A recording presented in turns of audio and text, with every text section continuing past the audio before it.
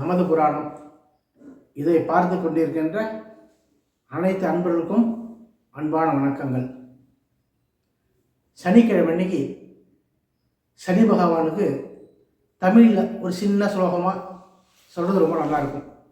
அதாவது நம்ம சமஸ்கிருதத்தில் உள்ள ஸ்லோகம்லாம் நம்ம சொல்கிறது பார்க்குறது படிக்கிறதுக்கோ அதெல்லாம் நமக்கு அவ்வளோதான் இது இல்லை. தமிழில் உள்ள ஸ்லோகம்னா நமக்கு ஒரு அர்த்தம் பொருள் தெரியும். நம்ம சொல்லும் போதே அதோட பொருள் நமக்கு தெரிஞ்சு சொல்லுவோம். அதாவது திருவாசகத்தில் கூட சொல்லியிருக்காங்களே, சொல்லிய பாட்டின் பொருள் உணர்ந்து சொல்லுவார் அப்படின்னு சொல்லுவாங்களே, அதுமாரி நம்ம சொல்கிறதோட பொருள் நமக்கு புரிகிற மாதிரி இருக்கணும் அப்படின்னு. இப்போ நமக்கு அஷ்டமத்து சனி யாருக்கு? கடகராசிக்காரங்களுக்கு அஷ்டமத்து சனி. அடுத்து சிம்ம ராசிக்காரங்க அஷ்டமத்து சனி வரப்போகுது. அப்புறம் 7.5 சனியில் கும்பராசிக்கு இப்போ ஜென்ம சனி, அடுத்தது மீன ராசிக்காரங்க வருது. அப்புறம் மீன ராசிக்கு ஜென்ம சனி வருது. அடுத்தது மேஷ ராசிக்கு 7.5 சனி ஆரம்பிக்க போகுது. விருச்சிக ராசிக்கு அர்த்தாஷ்டம சனி இப்போ நடந்துகிட்ருக்கு. அடுத்தது தனுசு ராசிக்கு வரப்போகுது. இது மாதிரி சனியெல்லாம் அனுகூலம் இல்லாமல் வரும்போது அவங்களெல்லாம் சனிக்கிழமை அன்னைக்கு அழகாக நம்ம ஸ்நானம் பண்ணிட்டு குளிச்சுட்டு அழகாக ஒரு வஸ்திரம் வஸ்திரமாக குளிச்சுட்டு போய் நவக்கிரகத்தை சுற்றிட்டு இந்த சனி பகவான் உள்ள சின்ன ஸ்லோகத்தை சொல்லிவிட்டு 2 தீபம், இந்த நல்லெண்ணெய் தீபம் ஏற்றணும்னு சொல்லுவாங்க. நல்ல நல்லெண்ணெயாக, செக்கு நல்லெண்ணெயாக வாங்கி தீபம் போடுறது தான் ரொம்ப விசேஷம்.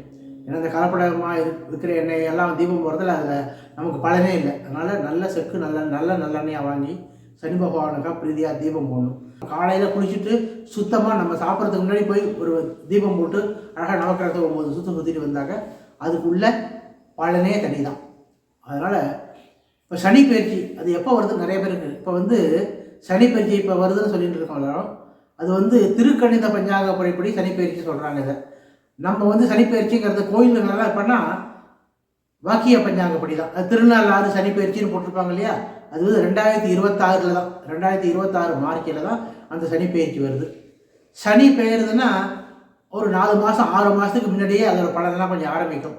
அப்படின்னா அடுத்த ஒரு 26 மார்ச் மாதம் வந்தால் கூட இந்த செப்டம்பர்லேருந்து அதோட பலன் ஆரம்பிக்கிற மாதிரி தான். அதனால் அதுக்கு தகுந்த மாதிரி நம்ம சனி பகவானுக்கு சனிக்கிழமை அன்னைக்கு போய் இந்த தீபம் நல்லெண்ணெய் தீபம் போட்டு அழகாக பிரதட்சணம் பண்ணிவிட்டு இந்த சின்ன ஸ்லோகத்தை சொல்லிவிட்டு பிரார்த்தனை பண்ணிவிட்டா நமக்கு ரொம்ப நன்மை கிடைக்கும்.